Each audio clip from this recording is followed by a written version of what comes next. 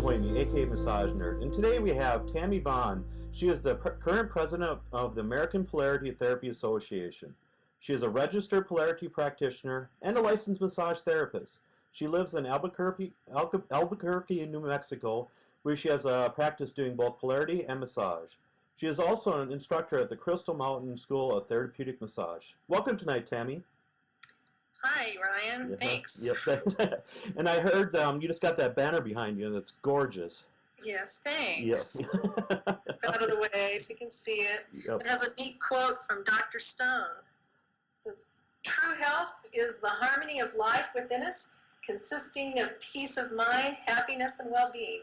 It's not merely a question of physical fitness, but it's rather a result of the soul finding free expression through the mind and body of the individual." Oh, that's awesome. And for people that don't know who Randolph Stone was, can you give me a little history on him? Dr. Randolph Stone is considered the father of polarity therapy, the founder. He was a naturopath, osteopath, and a chiropractor back in the early part of the 20th century. And with his practice in medicine, back at a time kind of before the pharmaceuticals were getting too big and surgeries were getting as much, he really recognized that as those things were coming along, people were treating the symptoms more than the cause. And he felt like that was kind of the wrong way to go about it. So he started really looking into what really causes disease in the body and looking at all the connections with that on all the different levels, and started looking at energy, and was really, I think, one of the main pioneers in what we would consider to be energy work or energy medicine now. And he tried to interest other doctors in that, and they kind of, I think, thought he was a little bit odd with his ideas or whatever, but eventually his work began to catch on, especially with people that were looking for a more holistic approach to things, and people kind of in the massage and body work world or whatever, and that's when his work really took off. He wrote several books back starting in the 1940s, and those have been kind of collected into 2 volumes called Polarity Therapy, Volume 1 and Volume 2, and they have the different books within those, and those are available lots of places, including the American Polarity Therapy website store. But it's very, very interesting. Really found, I think, reaching deeper into the person and really looking at the body-mind-spirit connection with things, and how the flow of energy is important in creating those, keeping currents flowing, just like with electricity. Our plugs have at least two plugs or 3, the positive, negative, and neutral, and he worked with those concepts and attraction and repulsion and all those things. That's kind of how, really, you look around, that's how things work. Yeah. And how do you think he came up with this idea? I mean, it's just fascinating, the whole theory behind it. Well, I think a lot of it was inspired by looking at sort of the Western model, if you want to put it, that he was in the midst of from a medical standpoint, and thinking, okay, we're treating the symptoms. So he started looking at Chinese medicine and Ayurvedic medicine, and that was, I think, the major inspiration. Polarity therapy, I sometimes kind of look at it as Ayurveda light in a way. Not really, but there's a lot of concepts that are the same, that we use, the same, working with the chakras, the 5 elements that are the same as would be used in Ayurveda, as opposed to the 5 elements in Chinese medicine. So really the influence is more in the Ayurvedic world. And when do you think polarity therapy went more mainstream? It started back in the 1970s, the late 60s, 70s, and then the American Polarity Therapy Association was started in 1984 by people who had been his direct students and other people that were really interested and studied with his other direct students or whatever. And so APTA's been around for over 25 years now, 27 years. My daughter was born in 84, so it's easy to remember how long. So it's evolved over time as being just kind of like a membership organization of like-minded people to becoming more developing the standards for practice and ethics, which I think really that's one of the things that really attracted me to being part of the organization back when I was first starting out. I think that's important to have that strong sense of accountability, and we just are going into a phase where we're going to be starting to certify practitioners, and with a test and the whole thing. So we're kind of, the evolution moving along and becoming more and more, taking something kind of abstract or whatever, and the people sometimes hard to explain, and yet people know it works, and being able to bring that and people be able to be truly certified, and all the pros and cons that go along with that. Yeah. And for yourself, how you got involved in it? Got into massage first, and then polarity therapy then?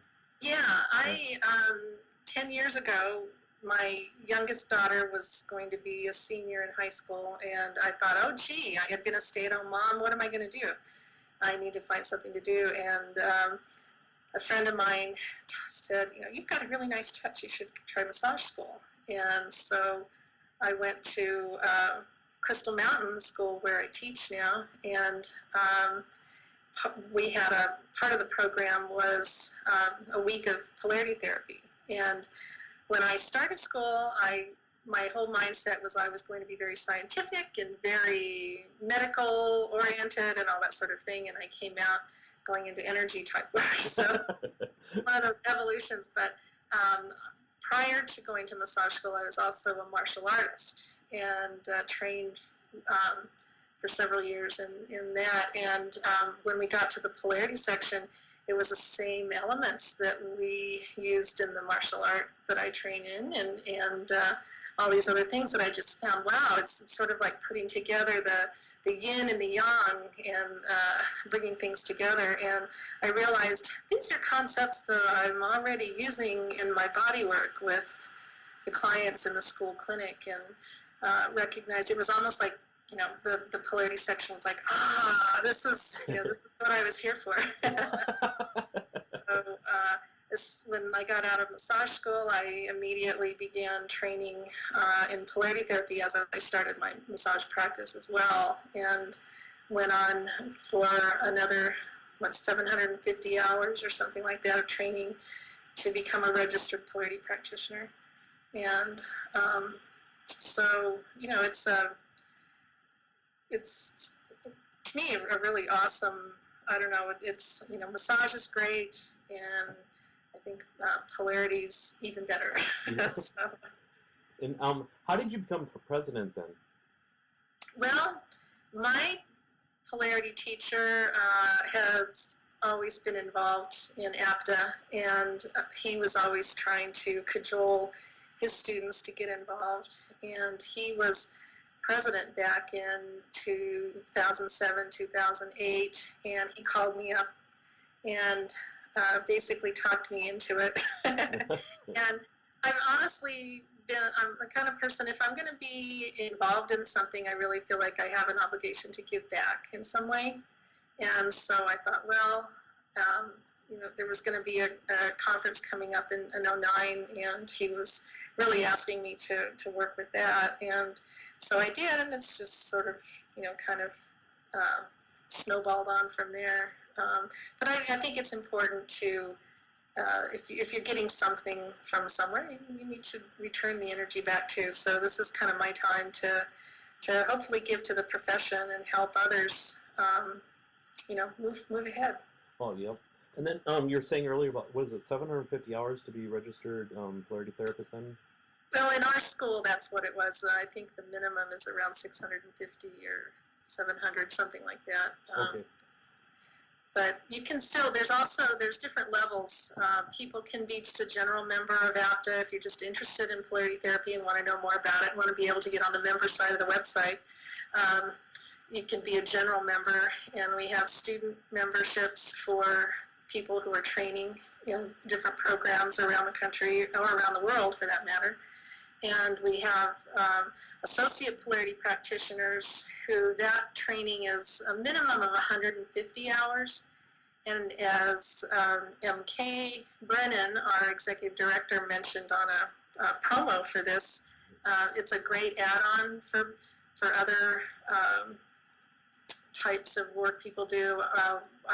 We had a former board member who is an associate polarity practitioner and a physical therapist, and she's currently doing research using polarity therapy in a rehab hospital with post-polio syndrome people. And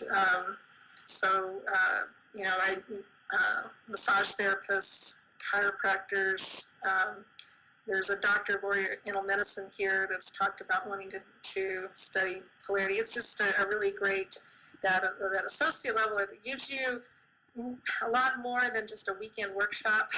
And in our program, the focus is a lot on yourself, because in a way it's sort of how am I going to work with other people if I haven't done work on myself? And so learning the physical techniques, as well as reflective listening and polarity yoga and the nutrition pieces and all these other things at a kind of a beginning level, just kind of sort of see before, it's a lot less to commit to than the full 600, 700 whatever hours of a full program. And for these programs, are they based in one area, or are there many schools around the United States? Or? There's schools all over the country and all over the world. APTA actually has approved training programs where the curriculum has been not standardized per se, but we do have standards for practice and standards for education as well. And so these programs have been vetted through to make sure that they're covering the material that's been agreed upon as what's the material that should be, people should be able to do to practice. And so there's schools all over the country and in Canada, Mexico, Japan, all over Europe, Australia. I'm not sure about South America. I think there are practitioners there, but they're all over the world, literally. And on our website, polaritytherapy.org, you can find the schools and how to contact the instructors to get more information. And then Gina in the chat asked, what is polarity yoga? Have you heard of that? Yeah, polarity yoga, it's not necessarily like what you think of, hatha yoga or Bikram yoga, all the different kinds you see. Dr. Stone recognized that yoga was beneficial, but he used a lot of things like squats and simple pyramids and different kind of things, and added movement and sometimes even sound into them to really help move the energy.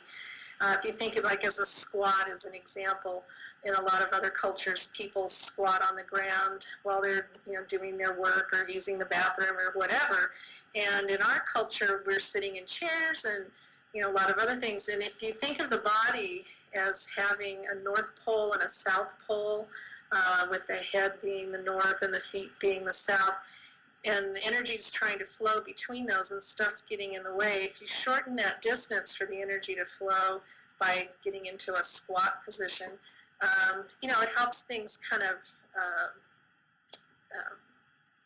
I guess, strengthen up, you know, sort of charge up together, and also helps open the hips and other kinds of things. But it's not just squats, but that's one that I think of a lot when I think of Dr. Stone, because I see pictures of him doing this when he's in his 80s, you know. Yeah. And so there's a lot of different techniques that really help to kind of move the energy. And I look at polarity yoga. People ask me, can you do polarity on yourself? And I really see polarity yoga as sort of the way to do that. Okay, definitely. And then with polarity, it's my understanding that in most states you can actually practice polarity therapy, and even if you're not a massage therapist, is that true?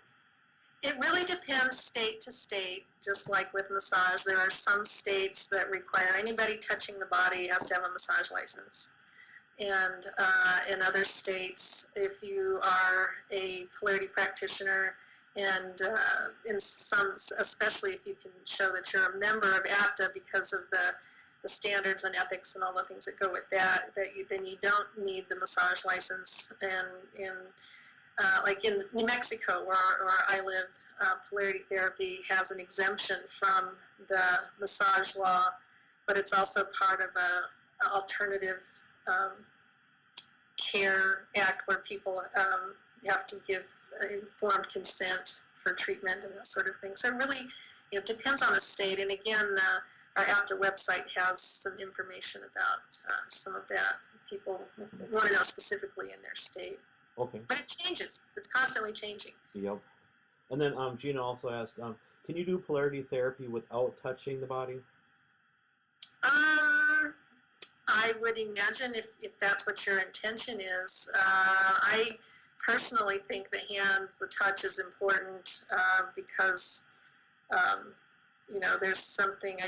One of my toys I didn't bring out is I have this little energy ball. It was like a ping pong ball, and with contacts on it, and it shows how energy flows through one body or many bodies all together. And so that touch is, I think, important. But people do all sorts of that. There are people that do long distance healing and other types of things that are also polarity practitioners. So I wouldn't say that you absolutely have to touch, but there are touches that are important and qualities of touches that are important in polarity therapy. And so, you know, it's, to me, an important part. Okay. And then what kind of education-wise, where people can get more information about polarity therapy before even taking, besides your website, are there any special books that you recommend or videos? There are some videos out there. If people look on the APTA website in the APTA store, there's some books. Personally, I think The Polarity Process by Franklin Sills is an excellent book about polarity therapy, and he really takes a lot of Dr. Stone's writings and sort of filters them in a way that's a little easier to digest than just straight from Dr. Stone, because when some of the great minds are not always the best communicators with the normal person, or just the everyday person. And Dr. Stone also has a book that is easier to understand, health building, and that one is also available on our website, both Franklin Sills' book, and there are other books out there and other books on the website that give information.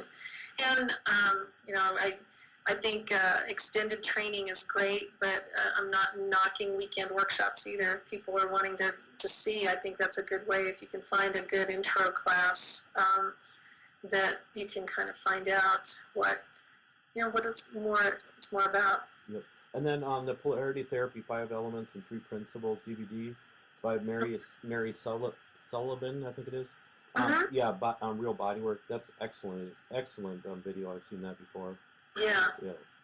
Very good. And then Herb in the chat asked, how could polarity therapy be used in everyday massage? Well, I do it all the time.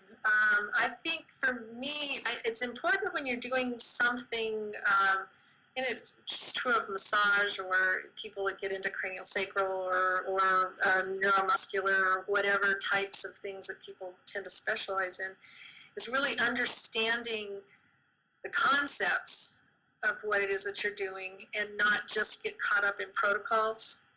And so that way, if you're really understanding how, energy flows, the positive and negative and how those work together, and working with the client, I think it's really easy to take things to a deeper level. And I personally, with massage, I look at when I'm doing a combination, I think of it as really taking it to a deeper level than I did when I was just learning the Swedish type massage, and focusing on the muscles and the fascia and things. I think with polarity in massage, I'm taking into consideration the energy flow and how things move and how those all work together.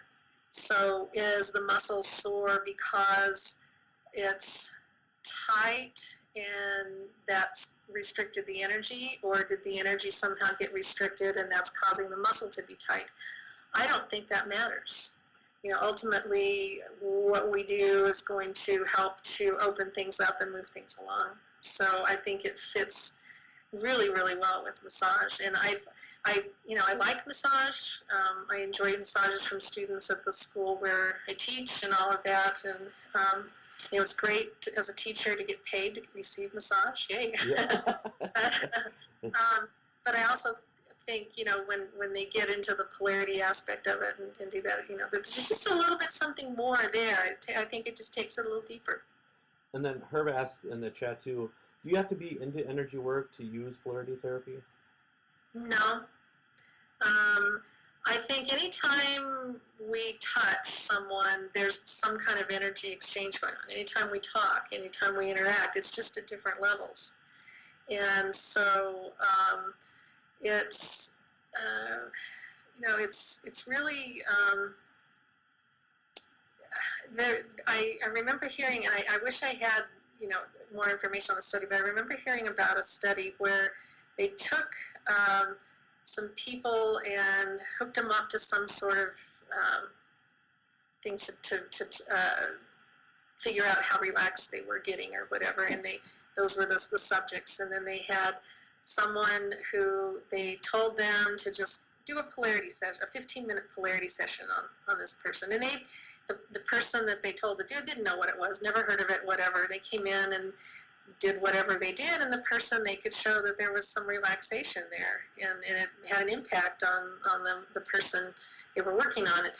And then they took another group and gave them a little bit of information about polarity and just a little bit of background, and did the same thing. And there was a bigger show of change happening. And then finally they did another round, and they used polarity practitioners, which had the greatest impact. But it still it made a difference just with that. I think the intention there, and so. Yeah. And then Gina in the chat asked, are the polarity sessions described as Esoteric Anatomy by Bruce Berger just a foundation for polarity therapy? Well, I think there's all different flavors of polarity therapy, and Bruce Berger's Esoteric Anatomy is one take on it, and there's a lot of people do things in different ways. There are people that use tuning forks and people that use sound, and I think people take what their background is, I guess, would be one way of thinking about it, and polarity just kind of works with that. So I don't know if that's much of an answer, but okay. And then before the show, you showed me some models. Can you explain to them what they're kind of about? And yeah, well, we have in polarity therapy talking about the way energy flows through the body, and I have these little samples of these little guys, and you can see, I can get, this one has kind of rainbowy colored lines going down, and this represents the long lines of energy flow that go through the body. They're like meridians, or they are meridians, and they're related to the chakras and the 5 elements, and they go through the fingers and toes and all of that, and so you can work with this in a lot of different ways, and from a like massage, looking at that, looking at a person, how we analyze the gait and how a person's laying on the table. Does one side seem shorter or longer than the other? Well, that we would, in polarity therapy, look at that as being part of the long lines. Maybe one side of the body is more constricted and the lines are constricted, or being able to touch the toes with our fingers and kind of line up our own meridians with our client's meridians, and you can feel how that flow goes. And so that's what this one is a representative of. And then we also have this one here is a spiral type current, or a fire current, kind of coming out of the umbilical area, flowing around and out front and back and going. And I look at that one from sort of like a massage type standpoint, or an analytical type. If you think about someone who has an expanded fiery type attitude, maybe they're that chest thrown out and the cocky attitude, they have a lot of fire, looking for a fight or whatever. Or on the opposite side of that, if the more contracted in and kind of that fire's small and not really exuding out. So that's sort of what you can look at and kind of work out with people. And the digestive system goes in that area and that shape, and all for that spiral one, does the energy usually go like in a clockwise or counterclockwise, or what kind of? Yes, it does. Everything. It really kind of depends.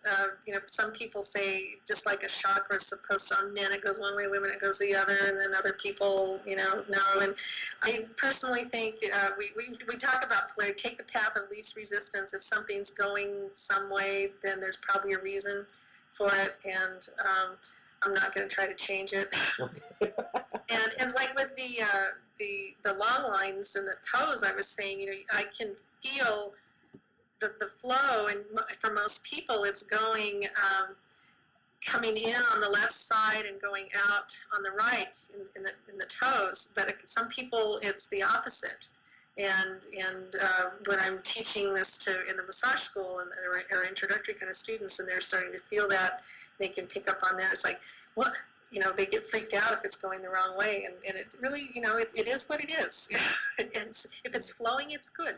And then Phyllis in the chat asked, if someone's mad at you in everyday conversation, do you ever use polarity therapy to calm them down? That's a good question. I would say kind of yes, from a standpoint of, I think that polarity therapy for me has kind of a life impact, but I don't do polarity on them because but I think my reaction is going to be impacted by that, and so that I think is going to make a difference. Okay. And then we have one other guy here, and this is the kind of a transverse current that wraps around the body. And, how long did it take you to make that one? A while, and then part of his arm fell off earlier, so gluing it on right before the show. These guys live in my office usually, and I brought them. I rushed over to get my office before the show to get them and bring them home. Yeah.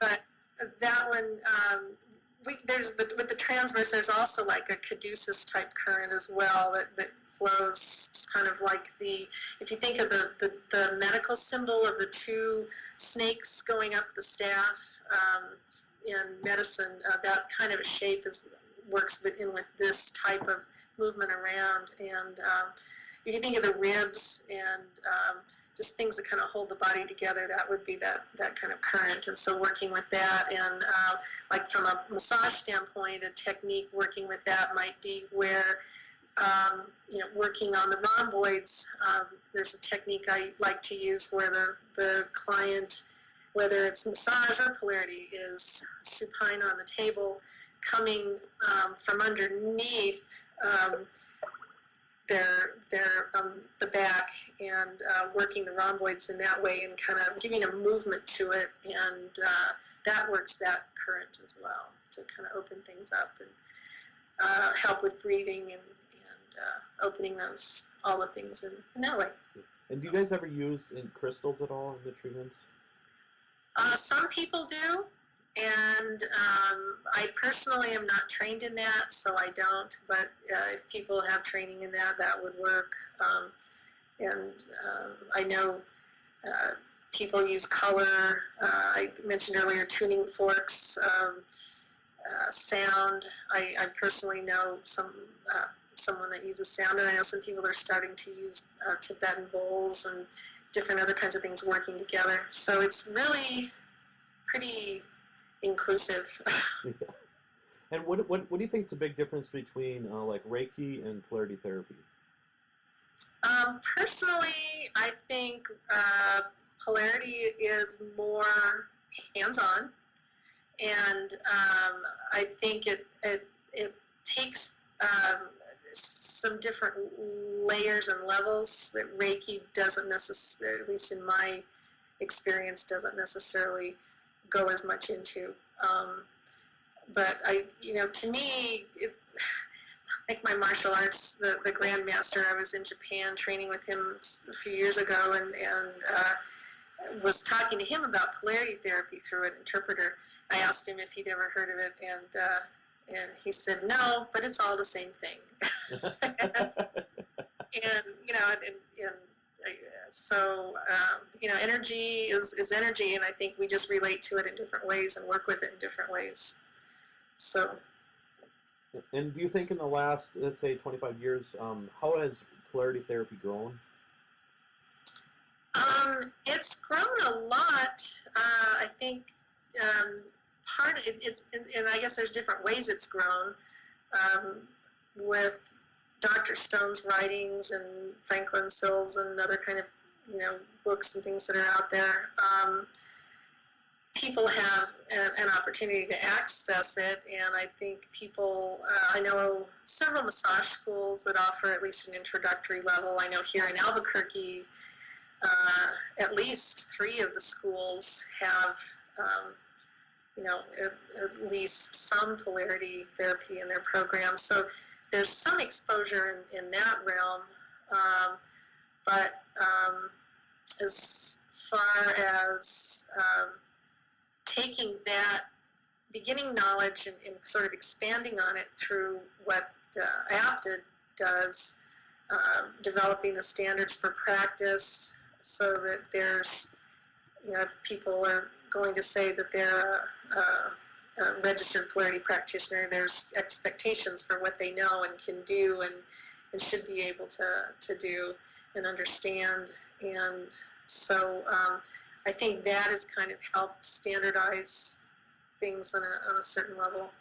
And so it's a lot of people practice it and do it, but again, it's if I were looking for a practitioner, I would recommend looking for someone who is a member of APTA, not just because I'm president, but because I think people being part of this organization, again, there's that commitment to the standards for ethics and continuing education and all those other kinds of things that I think are important.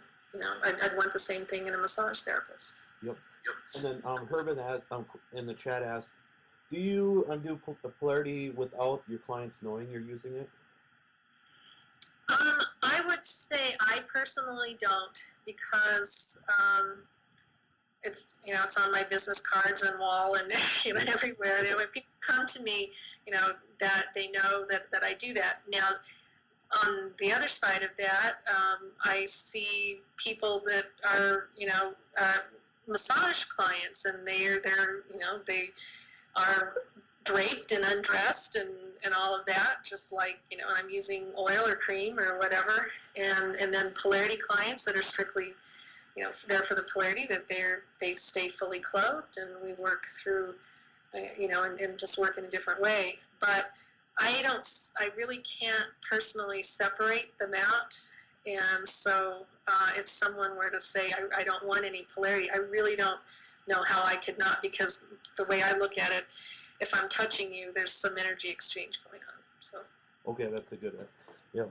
So, I mean, the main thing is as long as they know about it and stuff. And yeah, I mean, I wouldn't, it's like I'm very upfront about it, but I wouldn't sneak up on somebody and do polarity on them without their knowledge. Sure. Yep. I could use this technique, And has polarity therapy ever had any religious ties at all in the past at all, or people kind of thought it was at all, or? People have thought that it was, and there was a group that kind of turned it that way, and I think people can get a little overzealous about just about anything. And there was a group at one time that were that took it kind of to that level, but they I'm not sure some of those people are even practicing anymore, but that certainly is not part of the organization at all. And where Dr. Stone advocates personal spirituality, it's no religion involved, and it's just more recognizing that people sort of need whatever it is their higher source is, and that's where the energy flows from and back to. But we're not telling anybody, and I certainly don't want anybody telling me what I need to, yeah. And have you ever heard of any injuries or anything else related to polarity therapy at all? Personally, no. And my joke I always tell the students, I've never had anyone spontaneously combust on the table. So, but it just like with anything else, I mean, Dr. Stone's, if you look at his techniques, there's a lot of things that are pretty rough, chiropractic-oriented type things, which would not really be in the modern scope of practice unless somebody was a chiropractor, So I'm sure that people could do techniques just like massage therapists could hurt people. I know someone that went for a massage and came out bruised and scratched. But that's not the kind of work that would be recognized as being what should be going on, and there would be, that would be something that would need to be looked into or corrected. So. And is there liability insurance people can purchase for polarity therapy and then? Yes, there is.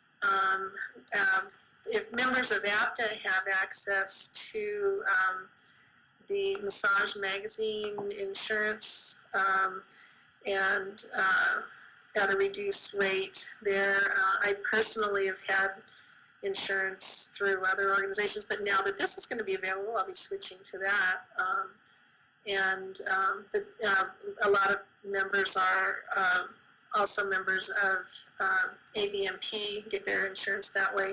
So yes, people can get insurance, and I personally would recommend that because it's just better for everybody. Yep, definitely. And do you foresee a lot more research with polarity therapy in the future? Yes, and there is a lot going on currently. I just read sort of a synopsis of a study using polarity therapy with breast cancer patients. And this study had, they compared massage, polarity, and I forget what the other techniques were, but they found that of the three that were used, that the people that received the polarity, they all reported feeling more relaxed, and their pain was lessened. But the ones that had the polarity, received the polarity sessions, were that lasted longer than it did with the other ones. Like I said, there's someone in North Carolina who's working with post-polio syndrome. And I know there's people all over that are doing it. And there's information on our website if people want to find some specific things on research. Again, polaritytherapy.org. Okay, and then there's a few questions here. So Gina asks, can you create stagnation of energy in someone if you are doing it wrong? I don't. I've never found that in my experience, or seen it happen with working with students.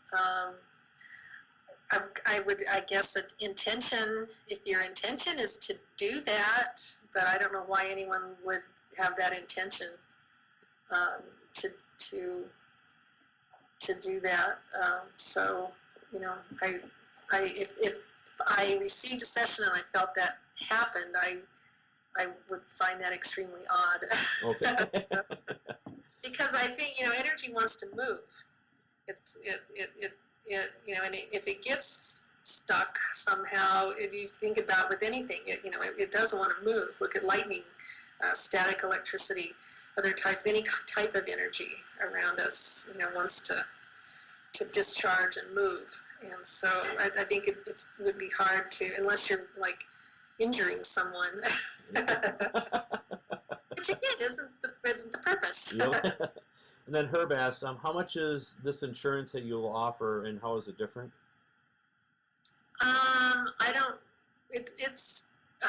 Well, what's different about it, I think it's great that it offers as well as liability insurance and general insurance, and it has some identity theft insurance and renter's insurance and all sorts of different pieces in it.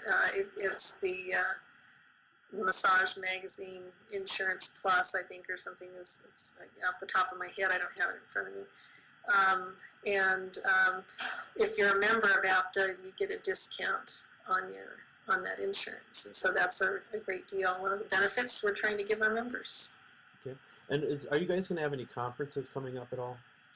We do. We have our big kind of international conference coming up next year. It'll be May 31st through June 3rd, I think it is, here in Albuquerque, New Mexico, in the Old Town area at the Hotel Albuquerque, which is a beautiful hotel in a really amazing part of Albuquerque, where there's it's just a great place, a beautiful venue, and we'll be having lots of workshops. We're in the process of getting those finalized. Who all will be having speakers, and have a day of pre-conference workshops, as well as 2.5 days of workshops and a banquet and keynotes and all the good things, the vendors, everything, everything you would want in a convention.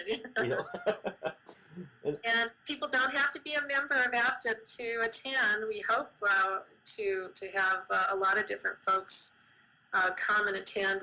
For those that are massage therapists, we do have NCBTMB approval. So if people are needing massage CEUs, that would be a great place to come and get them. And have some variety of different types of things. And we'll be having more information available on our website shortly on that. Is this the first one then you guys have done?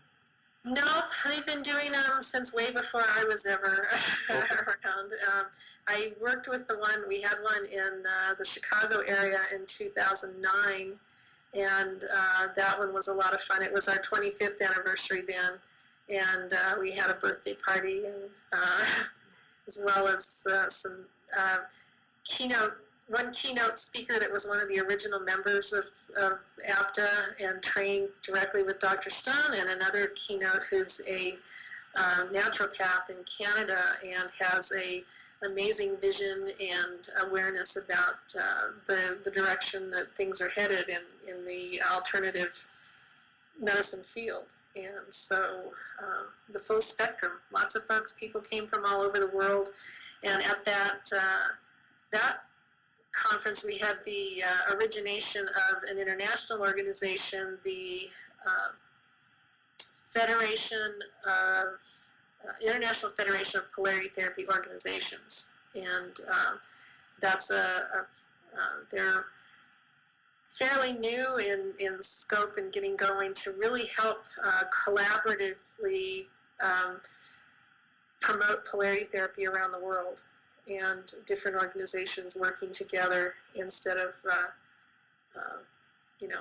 people just kind of not, because it's easy to, especially when there's language differences and different things. One of those groups just recently translated one of Dr. Stone's books into Spanish, and so there's a lot of exciting things going on in that realm too. And how many people are roughly members right now that have gone through the full training and stuff?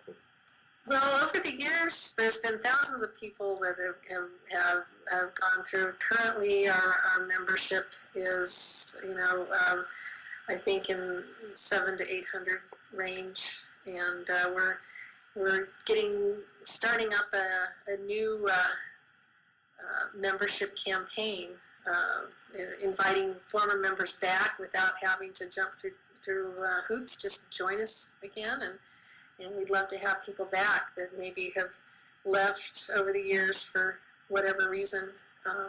There's exciting things happening, and I think, jump back on the bandwagon, folks.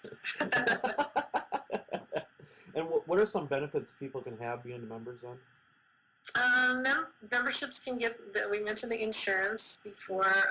There's a newsletter that's available on the APTA website. There, people can have their own, they can be listed as to find a practitioner, and people can search for, and also they can have their listing be kind of like a little semi-web page for themselves, with information there, put in more than just a phone book listing type of a thing. And we also have brochures and other types of information available. We're really trying to expand with more offerings. We're getting ready to begin offering some marketing help. We're developing some online learning programs, classes that'll be rolling out over the next coming months and years or whatever. And the certification is something that's coming up as well. So there's lots of things and more things coming. I'm excited about getting more promotional material. At the massage school, I teach business, and part of that is marketing. And so, as president, of course, that makes something that I want to see happen. And I really want more people aware of polarity therapy. In fact, I've got to show my mug here. Brand new people. These will be available in the store soon. Yeah. And then Phyllis asked, has the APTA done any webinars at all? Not yet. Now, I was the guest on another webinar with the Compassionate Touch folks a few months ago, and this is something that we're kind of, working our way into. Our membership is demographic is kind of, in my age category. That I mean, we have our young members and things, but we're trying to move forward and be more with it, and so webinars are something that we're really looking at doing and getting into, and wanting to have online classes available for our members and for the public, things that would be appropriate. I mean, we're not going to teach polarity therapy through the website, but things like ethics in business and theory and some other things that are appropriate, we'll be having those available coming down the road. And do you have a basic speech that you give clients that have never heard about polarity therapy to kind of, I don't want to use this really term, but kind of dumb it down a little bit for them to understand? I personally do, and I think that's important for everyone to. And I have a T-shirt that has kind of like these characters that I showed you with the little currents and energy flow or whatever.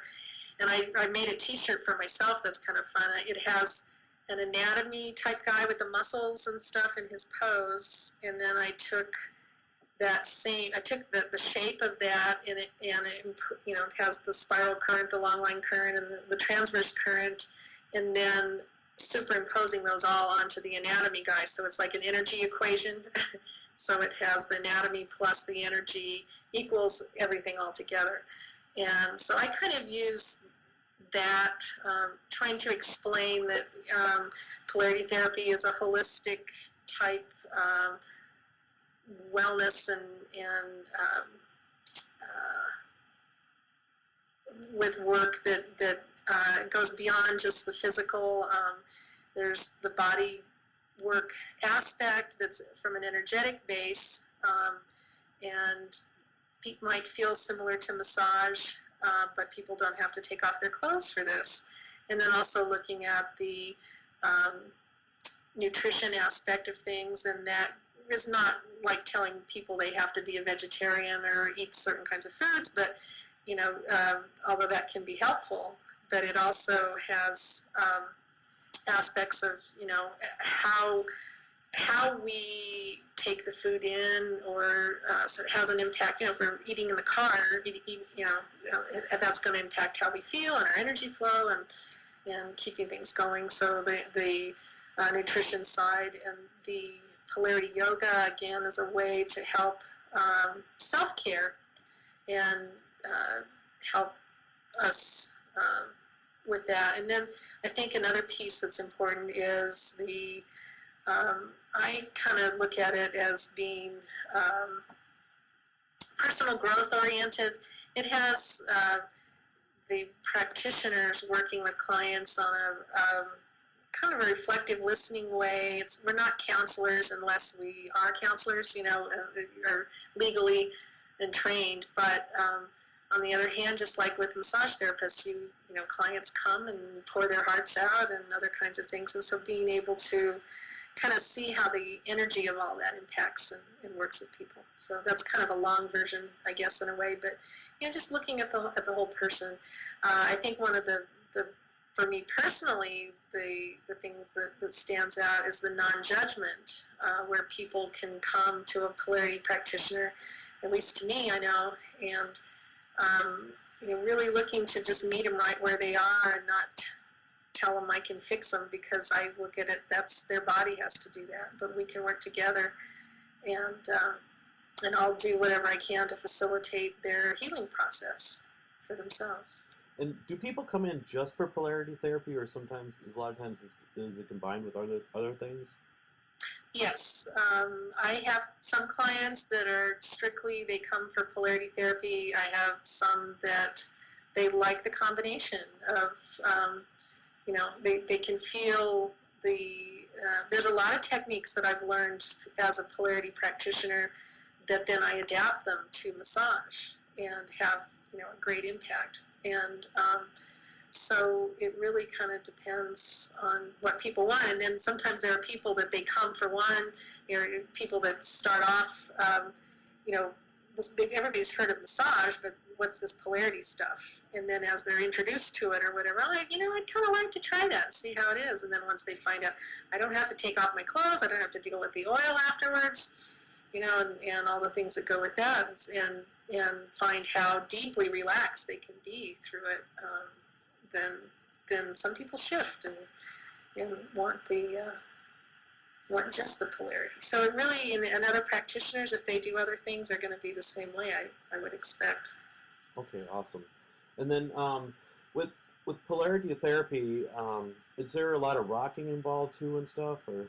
Yeah, and that's one of the some of the question earlier about touch. I do a lot of rocking, and I instinctively did a lot of rocking before I even knew what polarity therapy was. And it's really sort of, the way I look at it is being able to tap into some of the rhythm that's within the person. And I use an analogy for a mother rocking her baby. If there's a baby that's fussy, you notice how the mom, they do the rocking, the little gentle jostling or whatever, and the mom is usually pretty good about tapping into finding that right rhythm that's needed. And if someone that's maybe not a baby person takes that baby and they're holding them out, or bouncing the crying baby on their knee, and they're just screaming and whatever. I personally liken it sort of like that, being able to find that rocking. And I have massage clients, so of course, when I do the rocking with them, I've had people say, I've never had that done before, and it really felt good. And that's a Rajasic work, where there's movement. And I look at petrissage in massage as being a more Rajasic type of work, where it's stimulating flow of energy, stimulating I think it works with the fascia. It just is something that really helps. So that would be one of the touches.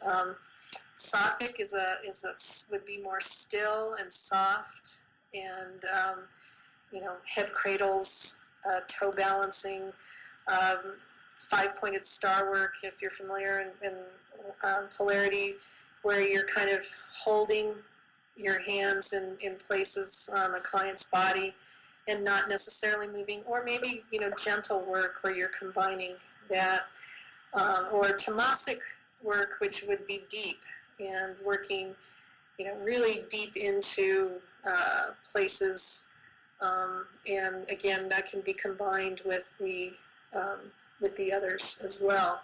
So it's all of those, I think, are important touches because they have their different purposes. Yep. And then the somatic process, what does that totally entail, or is that just combined with actual techniques and stuff? Somatic processes, I think there are, I guess, I'll call it schools because it kind of is what it is within the polarity community or whatever, that are really into the looking at the more physical, more protocol type oriented work. That's how I interpret that, and so it's all good. So. And then, is most of the treatments performed supine position or prone or a mixture? A mixture, and even side lying. So, that whole combination. I usually end a polarity session with the person side lying on their left side, so I'm making contact with an awareness of which is their North Pole and their South Pole, and which of my hands is positive and negative, and working things together.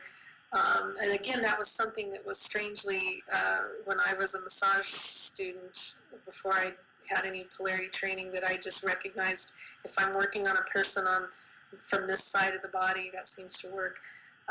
It really depends on what needs to be worked on with a client. For me personally, it's funny, when I'm doing massage, I tend, not always 100%, but I tend to start people prone.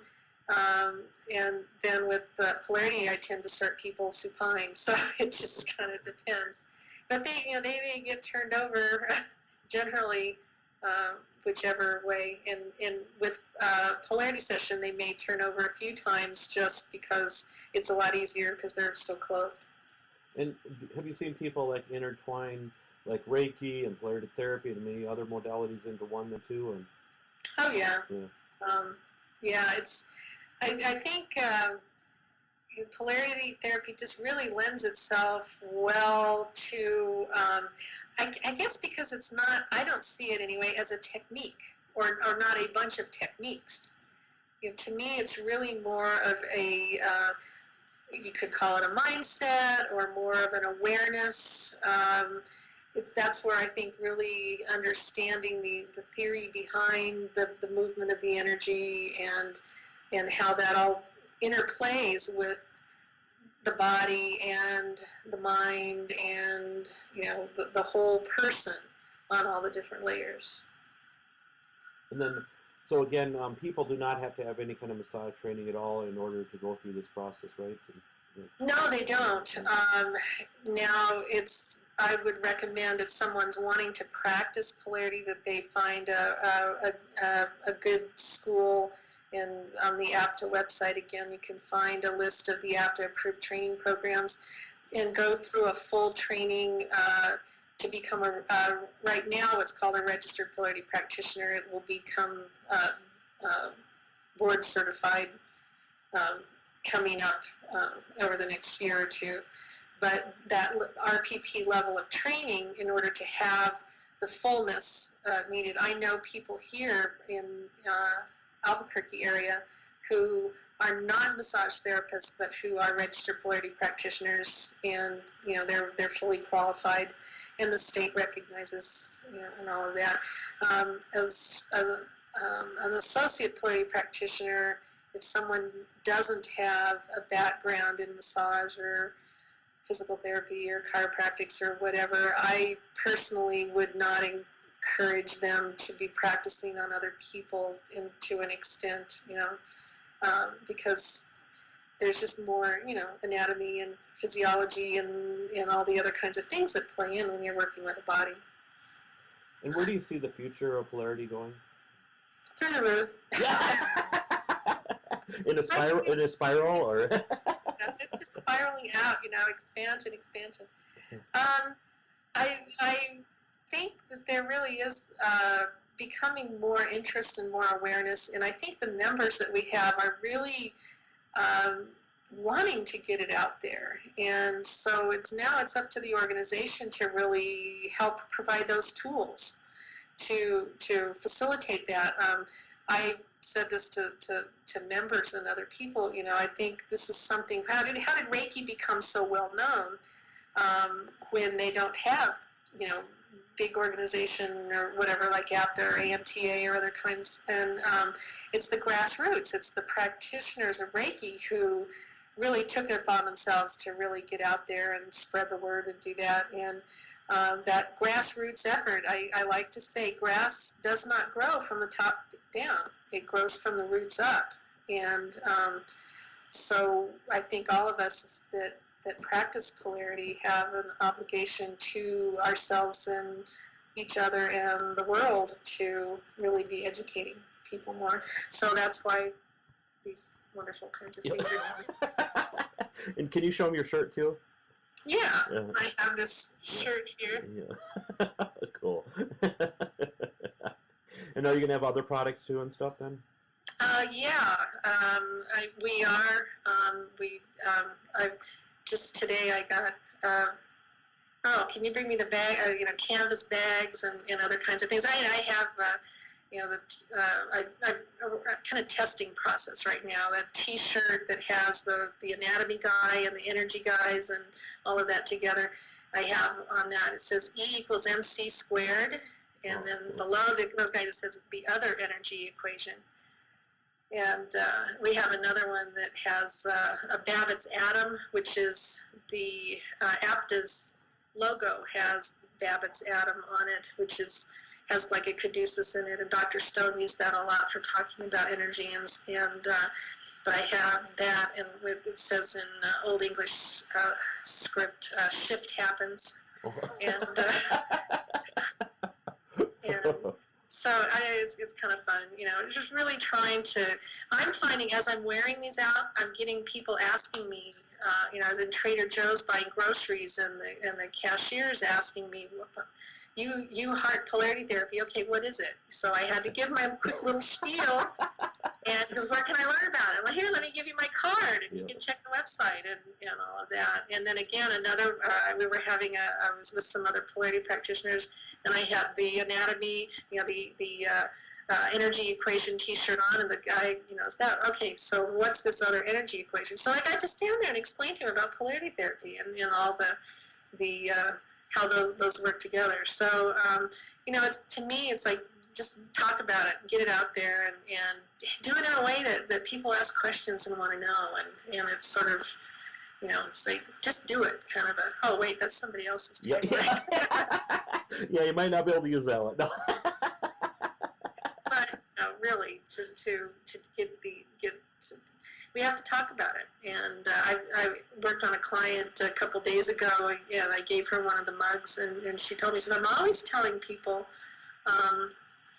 about polarity and trying to get them to do it. And I gave her, another thing is pens. I made some ballpoint pens and stuff. So, it's a start.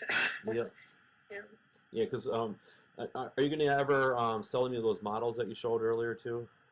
People keep asking me to do that, and then also people want my intro PowerPoint too. So I guess I could have my own cottage industry if I. If I, and I know I've had people ask me about my little guys, and it's like maybe I should start figuring out a good way to do it, or get my artsy daughter to help me figure out how to do it. You want to make some money, Yeah. I was joking. We have these posters that are available in the APTA in the APTA store on the website, and they're all black and white, which they look like the pages of Dr. Stone's books, which is where they came from.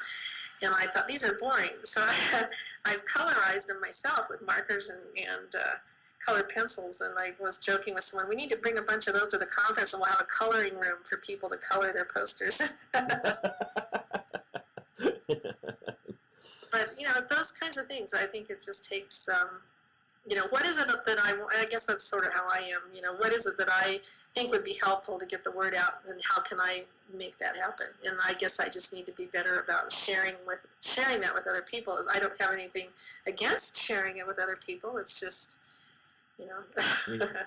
And how long is your term left for your presidency? I'll just be starting my second year with the APTA board. People are elected to 3-year terms, and then you can serve 2 consecutive terms as a board member, and then the board each year elects the new officers. And so I guess I'm, kind of according to the last meeting, I'm kind of in again. So. And that's good. You can't accomplish everything you want to in a year. So, but I won't be here forever. There's term limits, so which is a good thing. Yep. And is there any other final words that you want to leave people with at all about polarity therapy? I just want to encourage people to, if you're interested, visit our website at polaritytherapy.org. We're on Facebook. Check us out. We're on LinkedIn. We're going to have to get on YouTube now. Yep. Our inaugural YouTube here. Really, if you're interested, find a practitioner, receive a session if you've never experienced it. If you're interested in, maybe you had a little bit in school and you kind of want a refresher, find some continuing ed, or look for an APP program. I think really time has come. Dr. Stone was ahead of his time, and we sort of need to catch up with him still sometimes, I think. But there's the world is changing. People are so much more aware of energy, and being able to, I think that's what I like about polarity, is it takes the physical and the energy and combines that together and sees the whole picture there. And so go for it. Okay. And thank you very much. I love hearing about this information. So again, many years ago I saw some VHS tapes of polarity therapy, and it just got kind of hooked in a way. I just need to take more training in it. That's my goal. So. Well, good. Come on in. Yep. Yeah. So the best way to get a hold of you is polaritytherapy.org. Is there any other ways to then? No, that's probably the easiest way to do it. You know, the website has ways to contact me or the APTA office or whatever there. Okay. And I love to hear from people. Okay. So, yeah. Okay. Thank you very much tonight, Tami. Thank you very much. It's really been a pleasure. I've enjoyed it a lot. Yep. Thanks, everyone. Good night.